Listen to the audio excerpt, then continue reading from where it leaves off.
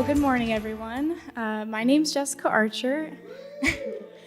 And in case that name sounds familiar, my grandparents have been very involved in this church. My grandpa was actually one of the pastors here. His name was Gary Archer, and my grandma still attends every week, Sharon Archer. Just a few things about me is that I've been working in our youth ministry for almost 2 years now as a middle and high school leader, and more recently I helped the worship youth band, which has been super fun. And in January, I'm actually transferring to Grand Canyon University to study elementary education. So I'm super excited about that, but also it's going to be a very interesting transition from here. This morning, I have the joy of reading this morning's scripture for you guys. So if you could please turn to Luke 2, 1 through 20 with me.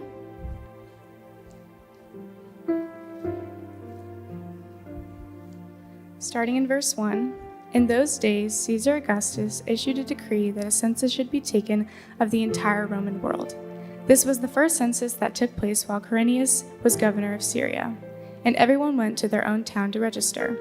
So Joseph also went up from the town of Nazareth in Galilee to Judea, to Bethlehem, the town of David, because he belonged to the house and line of David.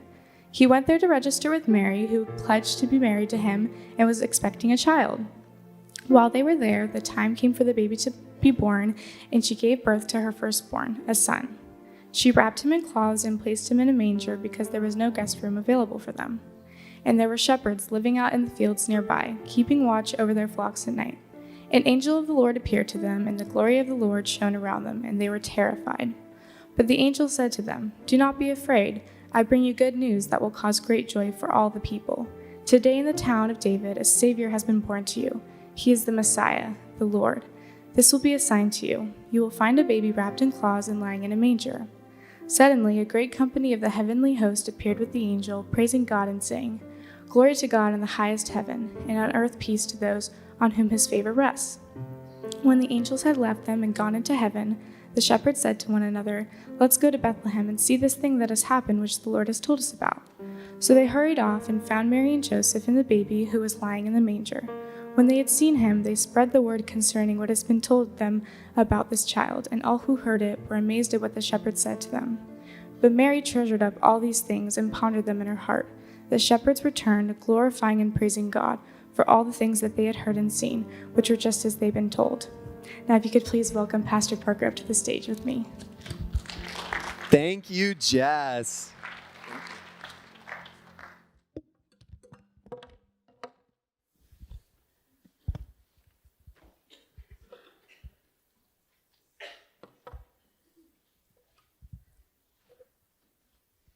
Every time I'm up here, I'm afraid I'm going to drop this table because it bounces around a lot. Just give me a sec. I'll probably be disruptive. So the night that God saved me, I heard his audible voice. Now, I'm not someone that hears the audible voice of God regularly, but it was so clear. And what I heard was a question. God asked me a question. And what he said was, "Now that you know I'm real." See, I'd had a moment with him, and he said, "Now that you know I'm real, what are you going to do about it?" So I knew right then and there, dude, I'm at a crossroads of my life. I could go on continuing to lie to myself, convincing myself that God wasn't real. That moment, that experience I had was just really good worship and lights and sound and the little haze that comes from the frog machine. Or I could face the facts that I knew I had a moment with God and that I knew my life would forever be changed because of it. See, I think that God is asking every single human on earth a question really similar to the one that he asked me that night. By the way, it was Valentine's Day, so I always say God loves me the most. I think God is asking every human a really similar question. I think the question that he's asking us is, what are you going to do when you experience me? What are you going to do about your experience with God? When you do have an experience with God, how are you going to respond? That question and how we react to it has so much to do with how your life is going to be lived out as a follower of Jesus or not. That question, when you experience God, it has so much to do with life and how good your life is going to be. You might be here and you might have been resisting the Lord for a long time. right? Like you know that God has been pursuing you. He's been working on you through your rooted group or your spouse or your kids or grandkids through the scriptures, but you have kind of had one arm out to the Lord. And so your response to him has been to resist the Lord in your life. That's one response we can have. Maybe another response you've had is to say, you know what, God, I know you're telling me to move cities, but I don't want to uproot my family. That's going to be so disruptive, Lord. And so you won't talk to your husband about the way that God has been working on your heart for years, telling you got to sell it all, you got to follow me, and you got to go do something else. Your response has been to say, no, God, I choose the comfort and convenience of this world over your call in my life. That's a response. Another response could be you're driving into the office, right, tomorrow morning, and you're just praying over people that you know you're going to hang out with, praying over meetings you're going to have, and it feels like God gives you a word for someone, a word of encouragement, something that you're supposed to tell someone to bless their life. And so you say, you know what, God, I'm afraid I've never really done this. I think they're going to think I'm a kook and probably nuts, and they might not want to have lunch with me anymore if I tell them. But God, I'm going to trust you, and I'm actually going to invite this person out to lunch and say, hey, can we get lunch? Man, I know this sounds nuts, but I was praying for you, and I just got something I want to tell you about. You sit down with them at lunch, and you give them the word. You're terrified. Your palms are sweaty, and they end up crying because it's exactly what they needed. And then they're here with you next week. I've had those experiences before I was a pastor when I was doing other work too, where I got to go, okay, God, I don't know what I'm doing here, but I trust you. That's a response that we can have to God. How we respond when God breaks into our lives is so important in this world. And this morning, that's what we're going to be talking about. We just heard a story from Jessica through Luke chapter 2 about ordinary men, ordinary humans who had an extraordinary moment with God. It's a story about what happens when the miracle breaks into the mundane moments, when you're at work, hanging around, and all of a sudden God bursts into your life and does something. It's a story where we get to see people's response to the divine in the middle of their ordinary moments. Today, we're going to look at these shepherds. We're going to look at their responses to when God bursts into their lives. And we're going to ask, what can we learn from them about how to respond when God moves into our lives? Here's what the rest of our time is going to look like. First, we have to understand a little bit about the shepherds' cultural backstory and how they were perceived in their society. It's really important. So we're going to do some kind of historical work. Those of you who like that, you'll be loving it. Those of you who don't trip. I'll be preaching in a couple more minutes. It'll get exciting then. Once we have an image of who these men were, we can begin to go, okay, God, so now what can we learn from their experience with you to bless our lives as we go through the Christmas season? Now, I think if we could sit down with the shepherds over a beer, a cup of coffee, and ask them, what did you learn that night? And what can you teach me about experiences with God and what I should be doing with them? I think that they would tell us 4 things. These are 4 things we're going to process this morning. The first is I think the shepherds would say, look, preparation always precedes the extraordinary. Then they would tell us obedience must be immediate. Third, they would say you don't have to know the whole story to tell your part in it. And last, and this one hits so home to me, they would say that miracles often fade back to the mundane. Let's start with their cultural backstory and how society perceived them so we can get a view for who these men are that we're going to be learning from this morning. So the first thing I want you to understand about the shepherds is in their society, they were marginalized. They were marginalized. Now, they weren't quite outcasts. I've heard that a lot, and I read that in a lot of commentaries. People said, oh, they're social outcasts. But that's not really true because the work they did was needed in society. Most of them, their flocks were either used for food or sacrifices. Both of those things were really important in the Jewish culture. They were eating and feasting all the time. God was always telling the Jewish people to celebrate something, right? And so they were always eating, and the sacrificial system was the most important part of their faith. So the sheep that the shepherds were raising were important, but so they weren't outcasts, but they were forced to be on the margins of society. They were on the literal margins and on the metaphorical margins. Let's do a quick word on each of those 2 things. First, on the metaphorical or on the literal margins of society.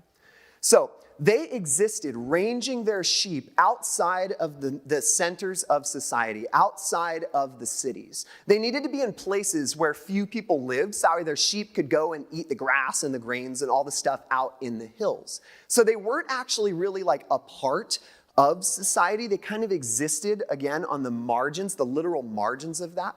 And just like people who have odd jobs and don't get to really be a part of normal life very much. People who work for the post office or FedEx, gosh, especially this time of the year, right? And you're working overnight. Firemen and cops who don't get to come to church services regularly, and so your meetings are disrupted. Oftentimes, pilots and stewardesses, they can feel like they're kind of on these margins of society. They're doing very important work for our society to function, but they don't really get to be a part of all the stuff that normal people who have normal jobs get to be a part of. And so I find that people in those categories with jobs like that, they can kind of relate to the shepherds and go, yeah, I feel that. I feel like I'm always kind of just marginalized. I'm a young dad. My wife's a young mom. Yeah, my wife's a young mom. And we talk a lot about how when we had kids, we were the first in our friend group to have kids, and it felt kind of weird. It felt like a transition, like we suddenly became kind of outside of everything. We stopped getting the text to hang out late nights with our friends because we were putting the kids to bed, and we kept saying no. Parents often feel marginalized as well. A little bit more on this idea, the second point, of them being seen as metaphorically on the margins of society. So Aristotle, in high school, I read a bunch of his work. Aristotle, he said 300 years before Jesus, he called them lazy. This is what he said. He said, they're the laziest workers, these shepherds. They lead an idle life, and they get their subsistence without trouble from tame animals. Their flocks wandering from place to place in search of pasture. They're compelled to follow them, cultivating a sort of living farm. So in other words, Aristotle thought that the sheep were lazy. And so he said, therefore, the people who tend to the sheep are also lazy because it's not hard work what they're doing. So he thought that shepherds were lazy. So that's a way that society perceived them. Now, Joseph, if you remember him way back in the story of Genesis, he's the dude who has the coat of many colors, whose brothers hate him, and so they beat him up. Brothers, if you hate your brothers, don't worry, it's biblical. Just kidding. Jesus would go on to change a little bit of that. Get to the end of the story, I promise you'll be convicted if that's your heart posture. But they sell him into slavery, but God has different plans for him. And the guy ends up rising to the second highest position of power and authority in the world, second only to Pharaoh. And when his brothers come to him in Genesis chapter 46, he gives them a word of advice. He's like, don't tell anyone about the family business. He says, the Egyptians despise the shepherds. They despise the shepherds. They were low on society's ladder, is what I'm trying to get you to see about the shepherds. They existed literally and metaphorically on the margins. They were minimum wage workers who did a job that, although was important for society, nobody wanted your kids to grow up and be a shepherd. Like, that wasn't the hope. It's not like, yeah, come on, man, like, we just need to train them so they could be shepherds. No, they're like doctors, lawyers, right? To drag their work into our kind of day and age, I think that a job that would probably be pretty similarly, like at least how we perceive this job in our culture, would be the people who clean porta potties. I'm not joking. I do think, I've thought a lot about this, all right? Like, I put a lot of work into this, and this is where I've ended. I think that the people who clean porta potties are kind of the same way that shepherds were viewed in their society. Check this out. I worked construction for years. There's nothing better than a clean porta potty. There's nothing worse than a dirty porta potty, all right? Those of you know, if you know, you know, right? If you know, you know. And yet, at the same time, as a dad, I hope my son never grows up to do that work. But it's so valuable. It's so needed in society, especially if you're at a job where, like, that's your bathroom, dude. Like, that's what you're going to be using all the time. You know, cleaning that is so important. But it's nothing that I, like, long for. I'm not, like, training Levi, my son, or my daughter, Noah, to be, like, how to scrub a toilet really well. Like, I hope I'm training them to do that. But not, like, for the sake of them becoming someone who cleans porta potties for a living, right? I think that that's kind of something similar. We know it's a needed job, but it's not one that we really respect. It's not one that we really admire, and it's certainly not one I'm going to, like, pay you big bucks to go out and do. Shepherds were in a pretty similar line of work as those people. Now, moving forward out of this to see some other ways that they were perceived in their culture. They were also seen as rough and dangerous. Rough and dangerous. Here's a helpful window into why people perceived them this way. If you got a Bible, you can open up to 1 Samuel chapter 17, Old Testament. It's okay if you got to use the front of the book. This is the story of David and Goliath, right? Famous story, my son's favorite Bible story. I'm nonviolent, and I'm like, why do you like David and Goliath so much? Like beheading him and all that. I'm like, son, what are you doing? Now, this is this story of David and Goliath. It's the backstory. If you don't know it, that's okay. I wasn't raised in the church either. So there's a mountain of a man, like Dustin over here, right? Like this massive thing of a man comes cruising up, and he's a Philistine, which is the enemy of the nation of Israel. And he's taunting the people. If you've ever been a public speaker and people start heckling you, you know the feeling. And he's making fun of God's people, but really he's making fun of God. And he challenges them. He says, send your best fighter out to come and fight me. Whoever wins will be whoever loses will be the slaves of the person who ends up winning. So it's high stakes battle royale right here, right? No one will do it. Everyone's terrified. Everyone is super afraid of this mountain of a man. And then a teenage boy comes walking up to bring his brother's lunch who are in the army. He sees what's going on and he goes, I'll go kill him, right? Classic teenage boy, you know? And he goes, I'll go kill him. No problem, dude. Now he goes to the king, Saul, and he says, hey, let me go kill that dude. And Saul basically laughs him off. And in 1 Samuel 17:34, this is David's response. I love it. He says, your servant has been keeping his father's sheep. When a lion or a bear came and carried off a sheep from the flock, I went after it. I struck it, and I rescued the sheep from its mouth. When it turned on me, I seized it by its hair, struck it, and killed it. Dude, teenage boys rock, am I right? I used to think of shepherds as like Little Bo Peep from that cute little nursery song, or like Little Bo Peep from the Toy Story. But in reality, they were more like SEAL Team 6, okay? Like these guys were rough, they were dangerous, they were brutal. They had to use a lot of physical force in their work. Think about this story. How many of you have seen The Revenant, right? That amazing movie with Leonardo DiCaprio, or maybe you've read the book. He ends up fighting a bear, and it goes very, very, very bad for the guy. And yet this was in a shepherd's line of work, to be prepared to have to literally fight bears. And so because people knew in their society that their line of work was dangerous and often required them to use physical force, people got nervous when they were around them. Like, dude, what if this person's gonna snap? Because of what they've been trained to do. You know what they could do to a human? If they could do that to a lion or a bear, can you imagine? So they made people feel uncomfortable because of what they were trained to do. Some of you veterans feel like that, where you were trained to do something and now you kind of make people maybe feel a little uncomfortable. I've talked to a lot of people about that. What do I do with this skill set now that I come back to normal everyday life? As a pastor, I actually kind of feel some of this too. Society, especially right now, they don't like pastors very much. And so as I got into this line of work, it was so easy to tell people, I'm like, I'm an electrician when I was an electrician. And then when people are like, what do you do now? And I'm like, gosh, I know when I say pastor, I'm gonna make you really uncomfortable. So I'm like, sometimes like, I'm in nonprofit working with teenagers, you know? And they're like, that's amazing. Where? I'm like, Ventura Missionary Church. And they're like, what? You know, I'm highly offensive to you. And some of you might be in these types of lines of work, where your line of work makes people feel uncomfortable. The shepherds understood that. My point in telling you all this is I'm just trying to help you get maybe an accurate mental view of how the shepherds would have been perceived in their society. I could go on and on and on about how they were seen as unclean because they literally were in sheep poop all day long. So they were literally unclean. They stunk, and they would sleep in the dirt or in hay or in fields. And so they were constantly dirty. So no one wanted them in their actual physical proximity. You wanted them farther away. I could go on about how they were seen as irreligious because their work didn't allow them to come to church on a Sunday morning. They had to go to work instead of being able to be at church. But I'm not going to hit on those things too much deeper because I hope, and I'm seeing in your eyes, that you're beginning to form a picture of who these people were.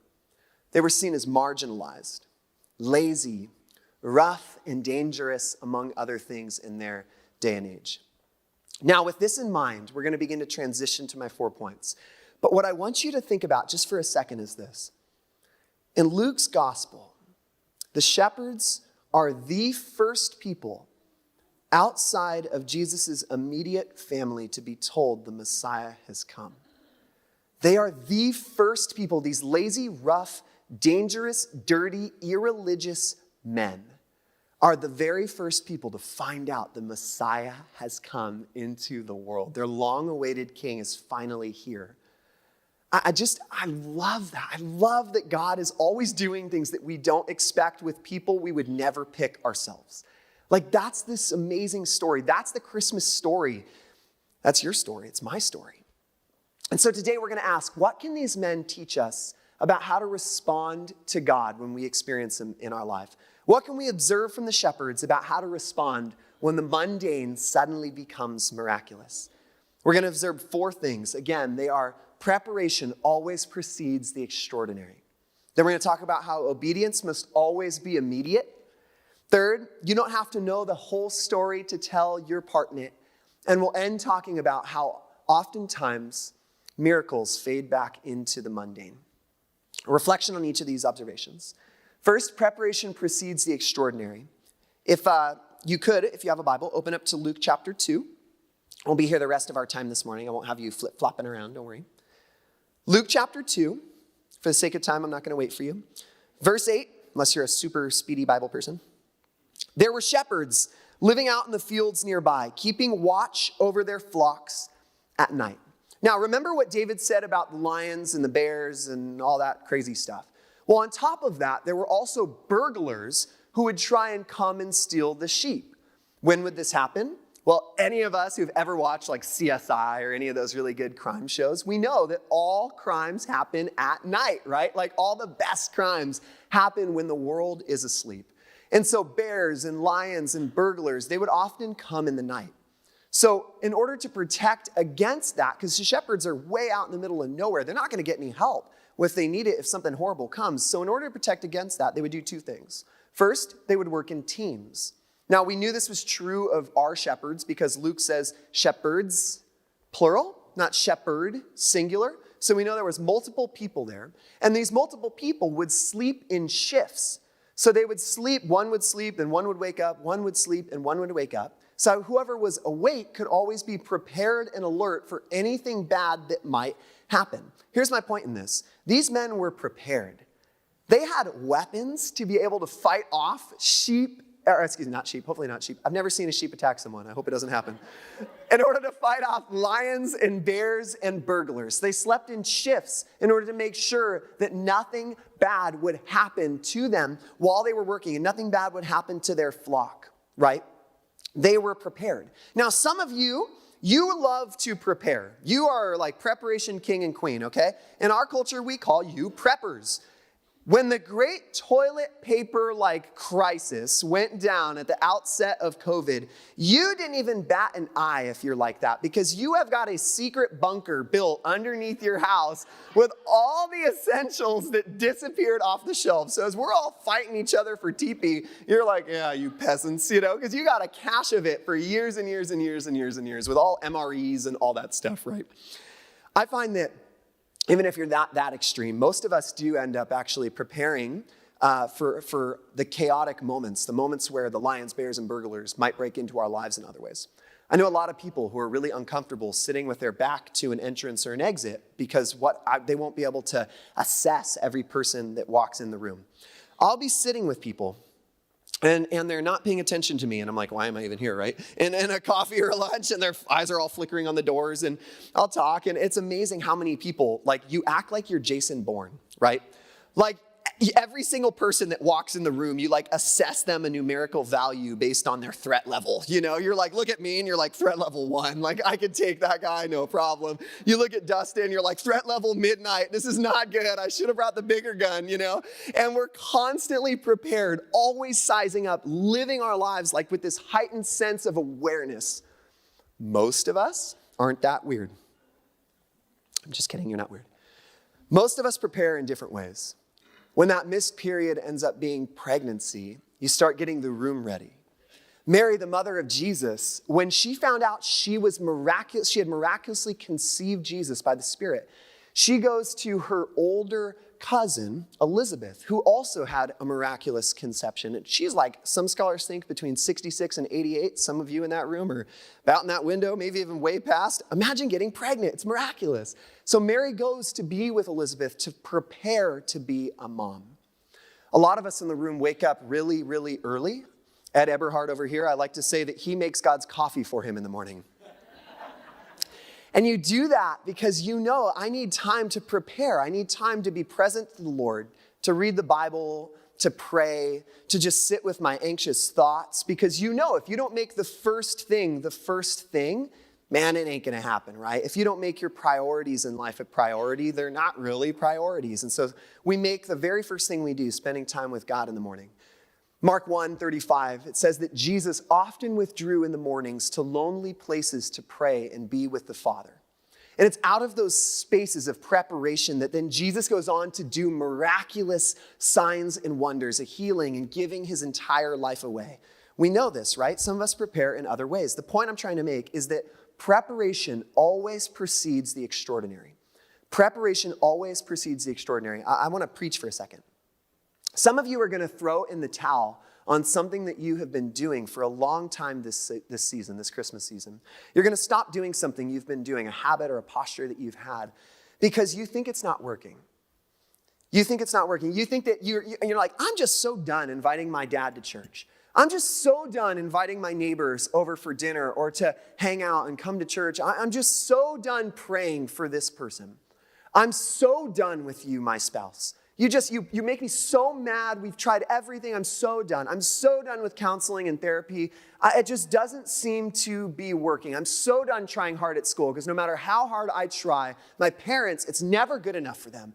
Some of us are going to throw in the towel on things that we have been preparing for, things that we've been working for. And what I want to say to you this morning is this. Look, even when you don't know that God is working, he's working. Even when you don't see it, he's working. Even when you cannot feel it, God is working and moving. We're actually going to sing that after I'm done preaching this morning. We're going to sing the bridge to Waymaker. It's going to say over and over, even when I don't see it, you're working. Even when I don't feel it, you're working. You never stop. You never stop working. I want you to remember this morning, church. What we're seeing from the shepherds is that preparation always precedes the extraordinary. Your preparation is seen by God, and although it may not be valued by the world, it's valued by him. Keep on going. Don't stop this season. God is working while you prepare. The shepherds, they were prepared when the miracle came. Look, everyone else was asleep when Jesus was born, right? It's the middle of the night. Everyone else is asleep. And I like to think that what God did is he looked at Jerusalem and he looked at Bethlehem and he looked at the region and he went, my baby boy has been born. And he's so excited, but God is so generous. He goes, I don't want to inconvenience anyone by waking them up. Who's awake? That's the people I'm going to tell that my son has been born to. And so when God looks across, he goes, it's the lazy, dirty, smelly dudes. Thank you for being awake. I want you to know my son is here. He's come. The people who were prepared first received the message of God. Martin Luther, the great church reformer, in case you think, Parker, that's kind of weird. You're crazy. Thought the same thing. He said this, who then are these to whom this joyful news is to be proclaimed? Those who are faint-hearted. They feel the burden of their sins, like the shepherds, to whom the angels proclaim the message. I love this. Letting the great lords in Jerusalem who won't accept it go on sleeping. So good. The shepherds were prepared. They were awake and alert. They received the good news while God let the rest of the world just go on sleeping. Don't let God find you unprepared this season. I want you to ask yourself, have you been preparing for Jesus this season? Or have you just gotten caught up in the world's ways and you're just so spinning out on what presents you need to get and how many meals you need to cook and how many holiday things you need to be at? And if you should say Christmas, Xmas, or Happy Holidays and you're like, and you're all torn. Have you just gotten so caught up in the world's ways that you forgot the reason for the season? That you've forgotten about Jesus and you haven't actually done anything to prepare for Jesus this season? If so, you got to change that right now. You got to prepare for Jesus. You got a couple more days before the 25th. Use this time well to prepare for what God wants to do in your life, because preparation always precedes the extraordinary. On the 25th, will God find you awake, alert, and prepared, or will he find you like he found the rest of the world that morning or that evening, asleep to him? Second observation we're going to make from the shepherd's response to God is that obedience has to always be immediate. The shepherds, they received the news that their long-awaited Messiah has finally come.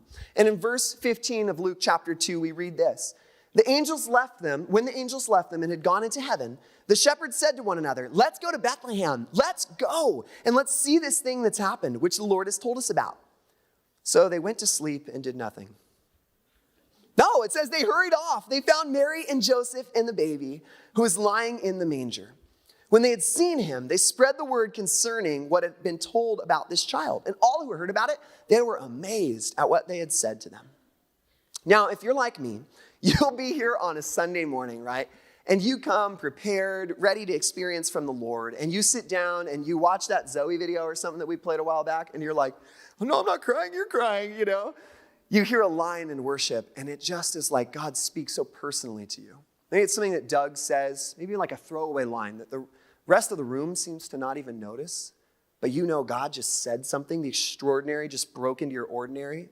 The mundane just became miraculous. And you're like, I got to be a better dad, grandpa, spouse, coworker, friend. Like the Lord just does something in your life. And you're like, the moment I leave this church, everything is changing, right? Like I know I need to go do some work with God. I know I need to change everything right here and right now. But by the time you get out the door and you get frustrated with your kids because your son's just doesn't know what he learned in Sunday school because he's just really mad that his sister in her class got goldfish and he didn't. And you're like, what? That's not the point, bro. And you get home and you make lunch and then you're tired and you're like, okay, I'm just going to take a quick power nap. And then by the time you wake up, you don't even remember what God had done in your life by the time church. Anyone else? Like that's my experience so often. That's my experience so often. See, we're a culture that has passion but no endurance. We feel things strongly, but we don't really do much about it over the long haul. You know, studies show that Americans we now have less than a 5-second attention span. It's bad news if you're a preacher. Because y'all don't know what I'm talking about, right? We have less than a 5-second attention span, which is amazing because goldfish have 5 seconds. So we have officially beat the goldfish for who can remember less for longer. Like, it's so sad to me to think about this. But the point is that culturally, we have a really hard time remembering the things that God does in our lives. We have a hard time remembering. We get excited, but we often don't follow through with action. But the shepherds remind us of this beautiful biblical truth that obedience must always be immediate. They have an experience with God and they go right away, dude. They don't wait, right? Oh, we'll just wait till the sun comes up. We'll wait till a shift change. Like, we'll eat some food first. You know, we want to clean up, get washed up to see baby Jesus, you know. Got to get on our Sunday best. None of that, dude. They literally take their sheep, drive them through Bethlehem. It's still night. They don't know where they're going. They're the whole little thing of a star. That's not in Luke's gospel, going over the nativity where you know where to find him. So imagine this. These dudes are plowing their sheep, these dirty, stinky, lazy, dangerous men, plowing their sheep through the city, knocking on doors going, you got the Messiah? Okay, great. Next. Dun, dun, dun. You got the Messiah? Okay, great. Next. The point is they don't wait. They don't wait. To them, obedience was immediate. I had to pick up the pace. I'm running over, and Doug's going to fire me if I do. He's told me so. So we're going to leave out some biblical evidence for this, but just trust me, it's all over the Bible. Abraham, he immediately follows God, leaves everything. We see demons leaving immediately when Jesus tells them to get out of this person. They flee immediately. Matthew immediately follows Jesus when he is invited to follow him. Over and over and over through the story of the Bible, what we see is that obedience is always immediate. If you don't believe me, that's okay. Read your Bible. Step 3, the third observance that we're going to make this morning is you don't have to know the whole story to tell your part in it. Verses 17 and 18 of Luke 2.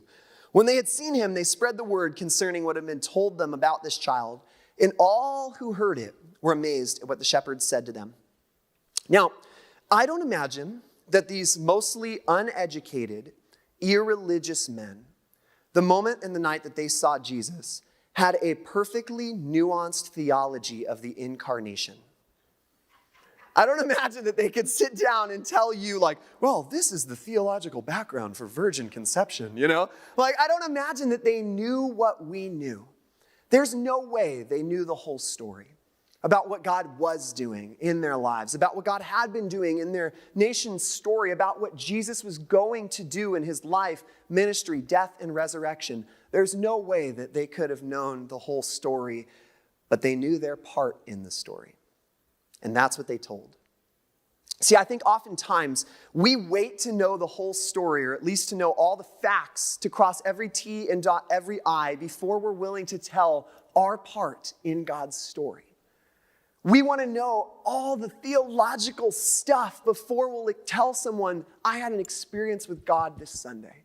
We're afraid, right, that our brilliant atheist uncle is going to be like, but what about evolution? You're like, man, I don't know, dude. Like, I just had this cool moment with the Lord singing Hark to Herald Angels. Whatever, dude. I don't care anymore, right? And so we get afraid. I think that often we're afraid or we feel unequipped. And so we don't want to tell people about what God has done in our lives. John chapter 9. There's an amazing story where Jesus heals a blind man. You might remember this. And the Pharisees, the people who hate Jesus, man, and they want to kill him, and they want to disprove him. They want to say he's not from God and he is a sinner.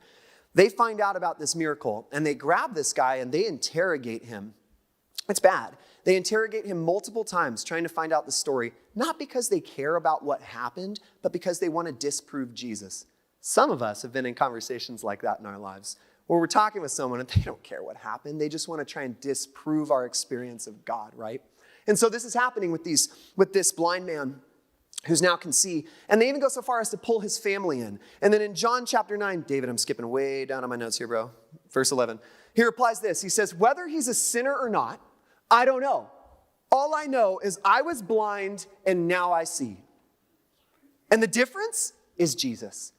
I don't know if he's a sinner. I just know my part in the story. I don't know about evolution. I don't know about this weird theological thing that you're trying to get me to talk about. I don't know about pain and suffering and theodicy in the world. I don't know about demons or warfare. All I know is I had an experience with God that changed my life.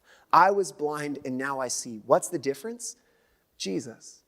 I can't answer all the questions you got. I just know I had a moment with Jesus. See, we often try and wait to know all the facts before we're down to tell our part in the story. And I just want to, again, preach to you this morning. If you've been believing that, you're believing a lie from the devil. The devil wants you to believe that you need to know all the facts, the whole story, before you'll share your part in it.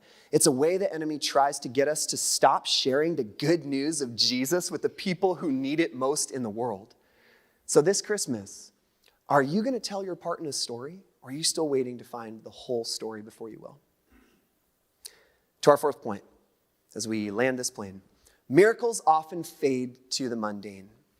Miracles often fade the mundane. Verse 20 says, the shepherds returned. Hold on to that word in your mind. The shepherds returned, glorifying and praising God for all the things they had heard and seen, which are just as they had been told.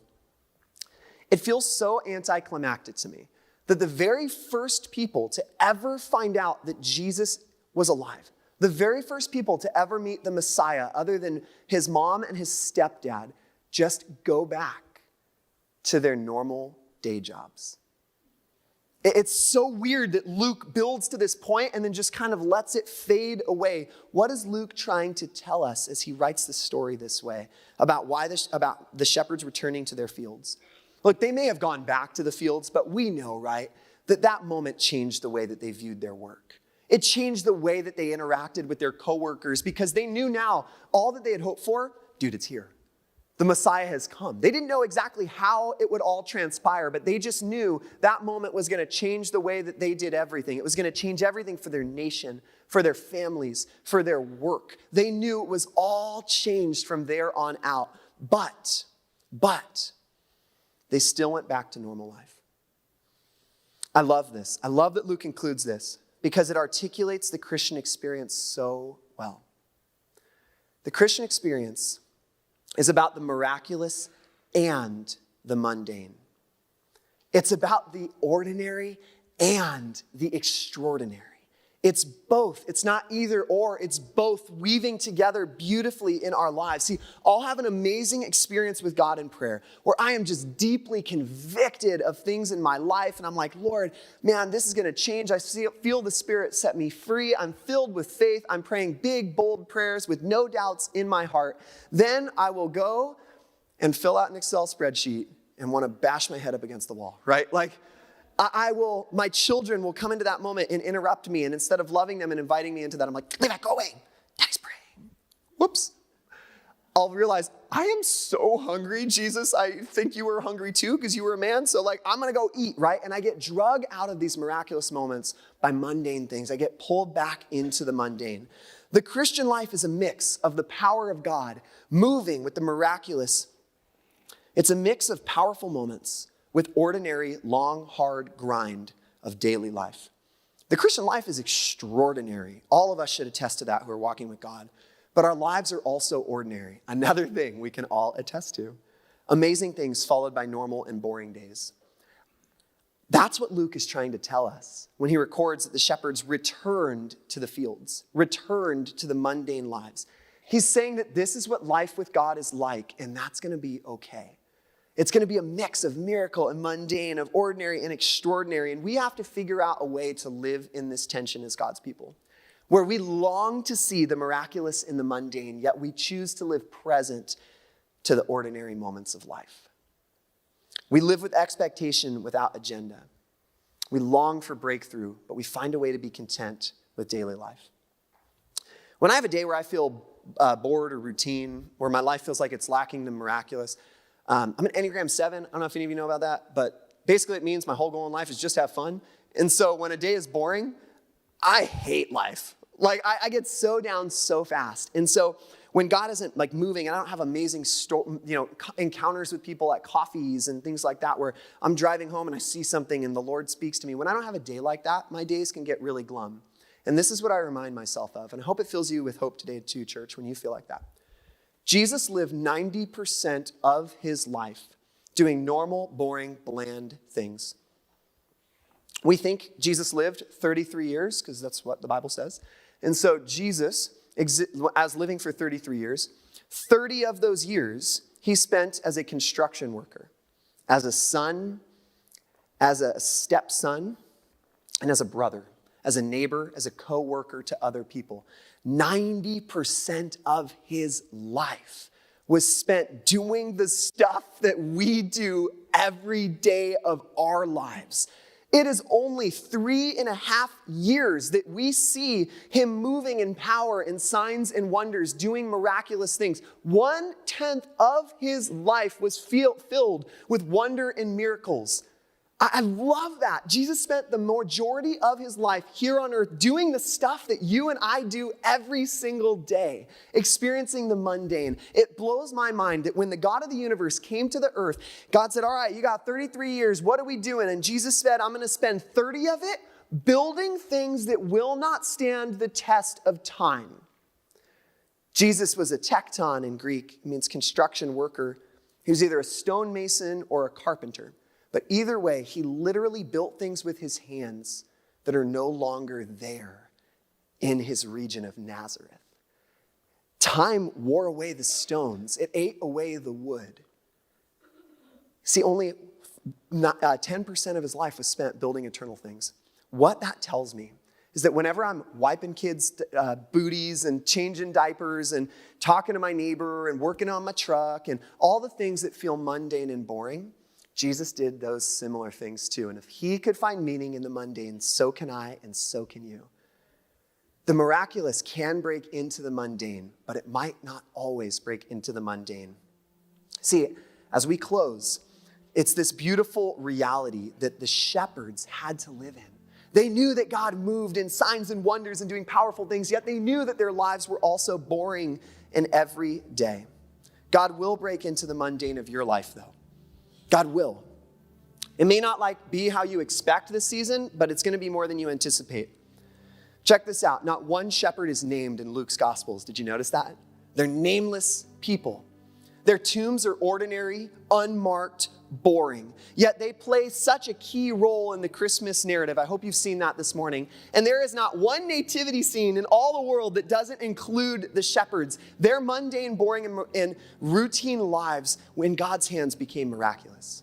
So what have we learned from this men these mornings? 4 things. We have observed that preparation always precedes the extraordinary. Then we saw that obedience must always be immediate. We talked about how you don't have to know the whole story in order to tell your part in it, and how miracles often fade to mundane. I end today with the question that I believe God is asking each and every one of us. How will you choose to respond when you experience God? How will you choose to respond when you experience God? I have been praying for you and fasting for you, church, that you would respond similarly to the shepherds this holiday season. I hope this morning has been helpful to you. Would you pray with me? God, thank you for people like the shepherds, the people that we write off and society pushes to the margins. God, thank you that you don't respond like that. God, thank you that people who are overlooked, underappreciated, and not valued become the central characters in the Christmas story. I love this, Lord. Thank you for the men and women with me. God, thank you for the ways that you're with us, that you break into our mundane, that you break into the ordinary. God, bless you for that. We pray for more and more and more of that in our lives. We want to see the kingdom come on earth as it is in heaven. But God, we also want to be content when it feels like it's not. Teach us, God, how to exist in the miraculous and in the ordinary. God, we thank you. We love you. We focus on you this Christmas season. It's in the name of Jesus that God's people said, amen. Amen.